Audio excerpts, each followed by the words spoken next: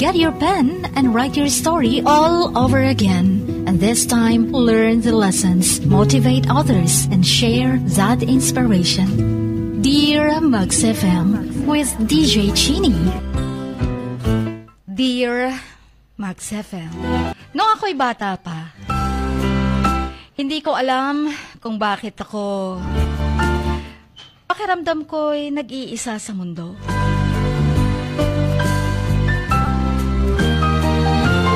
Tsaka ko lang nalaman na naiwan ako ng aking tunay na mga magulang.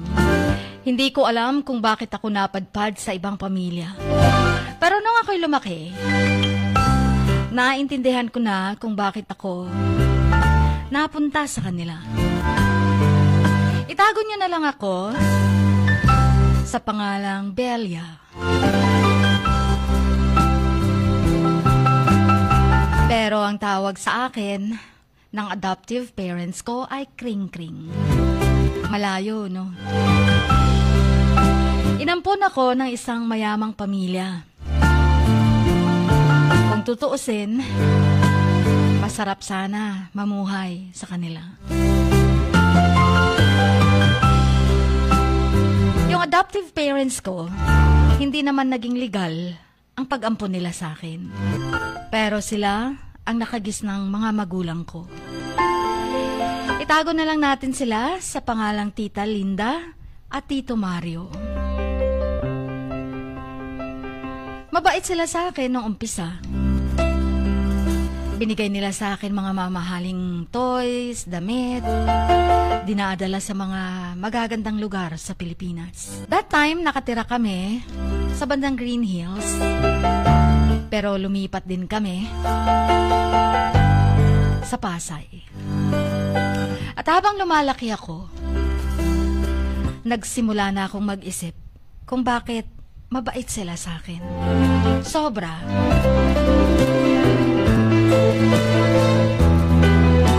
Pero nung tumuntong na ako ng 12 years old, doon ko na napagtantong gusto lang pala nila akong magtrabaho para sa kanila.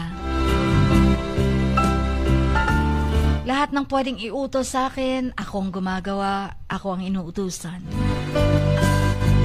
Hindi ko nararamdaman na anak nila ako. Pag may mga tao, bisita, hindi nila ako pinapakilala na anak nila. Utos dito, utos doon. Magluto, maglinis, mag-alaga ng bahay. Magdamo sa garden nila. Kahit napakainit, uutusan ka. Wala kasi silang anak. Wala din silang mga katulong. Kahit napakalaki ng bahay. So, hindi ko mararamdamang bahay ko yun. Trato nila sa akin, parang isang alipin. Oo, pinaaral nila ako, Chin. Pero hindi ko talaga ramdam nung nag-12 years old na ako na minsan ay tinuring akong isang anak. Mas naramdaman kong isa akong kasambahay. Kahit yung mga gawaing panlalaki na pinapagawa sa akin. Nagagalit sila kapag hindi ko nagawa ang mga gawaing yun. Alam mo ba yung meron silang pinapapuputol na kahoy, Chin? Anong magagawa ng isang 12 to 13 years old? Tapos patpatin pa ako, ang payat-payat ko pa. Matuto daw ako. Binigyan ba naman nila ako ng yung bang malaking sa Bisaya pa at sa palakol. Tapos mayroong isang baol na dapat kong linisin. Ikis-kisan daw, papuputiin. Pero hindi ko kinaya talaga. Sobrang bigat-bigat. Nung hindi ko na nagawa ang gawain yun, galit na galit sila sa akin. Hinila ang buhok ko, tinawag pa akong ang tamad-tamad ko at walang kwentang bata.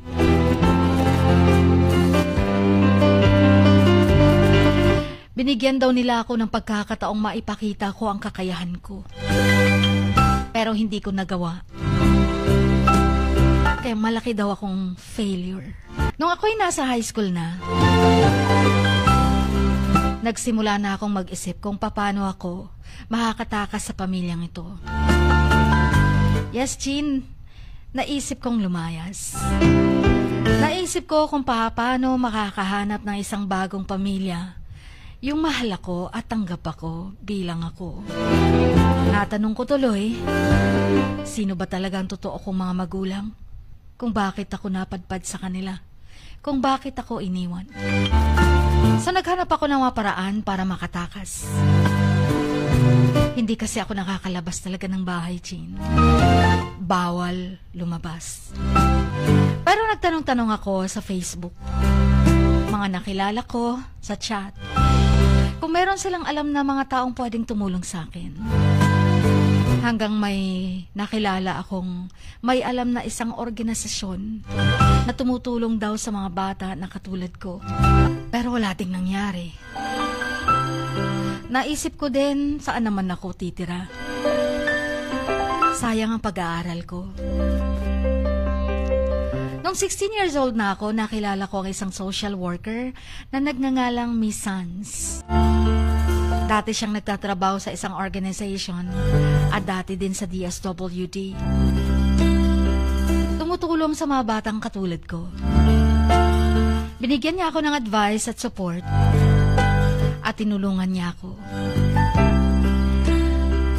Nung nalaman niyang hindi naman ako legally adopted, naghanap siya ng isang panibagong pamilya para sa akin. Nung makatakas ako, Chin, dumiretso ako kay Miss Sans. Tinulungan niya akong makahanap ng isang safe house kung saan ako pwedeng magtago. Tumira ng tahimik at normal. Tinuruan niya din ako kung paano makapag-apply ng mga documents na kailangan ko para makatakas nang tuluyan sa pamilyang yon. Niwala akong birth certificate. Hindi ko na itanong kay Tita Linda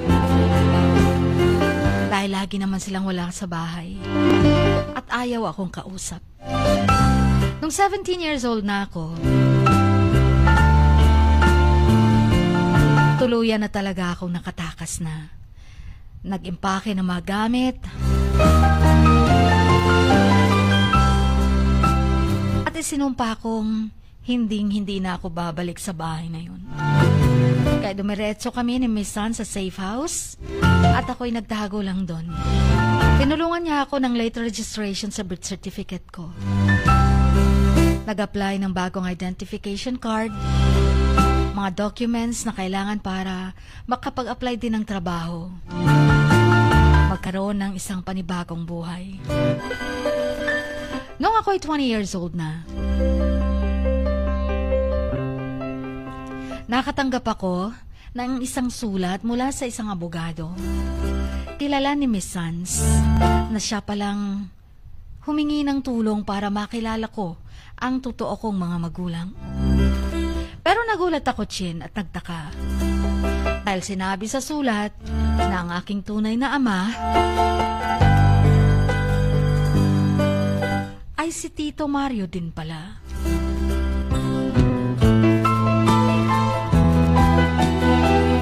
Yes, Chin, ang adoptive father ko na nakagisnan kong nag-ampon sa akin na si Tito Mario ay siya palang totoo kong tatay.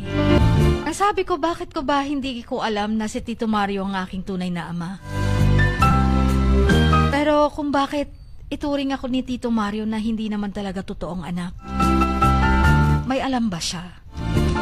O hindi niya alam? Pumunta kami ni Miss Sans doon sa office ng abogado at nakilala ko ang kaibigan ni Tito Mario. Naalaman ko ang katotohanan. Si Tita Linda pala, na asawa ni Tito Mario, ang umangkin sa akin matapos mamatay ang aking tunay na ina. At ang aking tunay na ina ay naging kerida ni Tito Mario. Walang kaalam-alam si Tito Mario na nabuntis niya ang keridang yon. Nilihim ni Tita Linda na alam niya na nagbababae si Tito Mario. Pumunta pala sa bahay yung babae na tunay kong ina. Para hanapin si Tito Mario or ang aking ama at sabihing buntis siya sa akin. Pero ang nakausap pala nito ay si Tita Linda. At simula noon itinago siya hanggang sa makapanganak. Parang naging preso ang tunay kong nanay sa kamay ni Tita Linda. Kaya siguro namatay dahil kulang ng nutrisyon, dahil nakulong lang sa mahabang panahon. Doon ko nalaman na ang dami palang plano ni Tita Linda para sa akin. Ginamit niya lang pala ako para sa kanyang sariling interes at tratuhin ako na parang isang alipin bilang ganti sa kung paano niya ako ituring. Tama na yung nakilala ko siya na siya pala ang father ko. Pero hindi ko na kailangan pang magpapakilala na biological child niya at hindi ko na naisin pang humingi ng pagmamahal mula sa kanya. Pero finally, after few years, nakahanap din ako ng isang bagong pamilya na tanggap ako at mahal ako. Sa kanila na rin ako nagtatrabaho. May isa silang munting hardware at sari-sari store at may isdaan din sa palengke. At nakahanap na rin ako ng isang bagong buhay na masaya at puno ng pag-asa kasama sila. Nagpapasalamat ako sa kumupkup sa akin. Nagpapasalamat ako kay Miss Sans. Alam mo na kung gaano kalaki ang utang na loob ko po sa inyo upang makatakas sa pamilyang yon. At kahit alam ko siya ang biological father ko, hindi na ako babalik sa bahay na yon. Papasalamat ako sa Diyos at sa aking sarili. Dahil kung hindi sa kanila, sa sarili ko at sa Diyos, hindi ako makakasurvive. Hindi niya ako pinabayaan. Tanong ko lang, tama bang kakalimutan ko na ang biological father ko na si Tito Mario? Tama bang hindi na ako magpapakita sa kanya at magpapakilala at para sabihin sa kanyang totoo niya akong anak? Aasa pa ba ako sa pagmamahal niya? Natatanggapin niya ako? Sana'y mapayuhan niyo ako, DJ Chini, at ng mga kamaks natin. Hanggang dito na lamang ang inyong kamaks, Belia.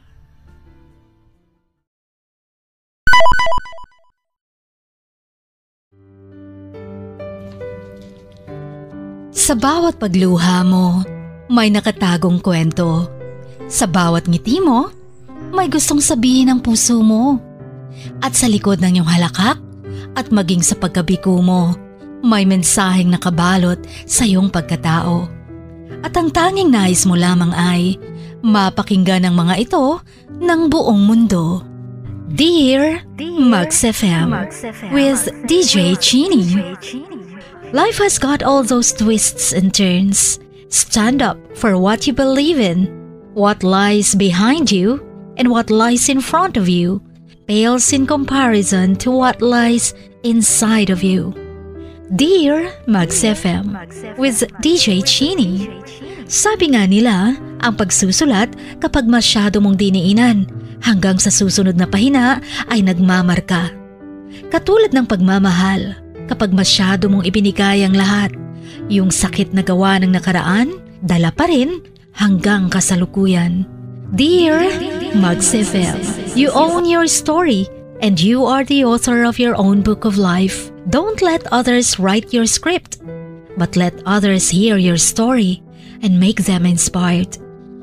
Kaya sumulat na, maging bahagi ng aming programa, Dear Max FM with DJ Chini, tuwing Lunes hanggang Biyernes, 1:00 hanggang 3:00 ng hapon sa Max News FM, Sock Sargent.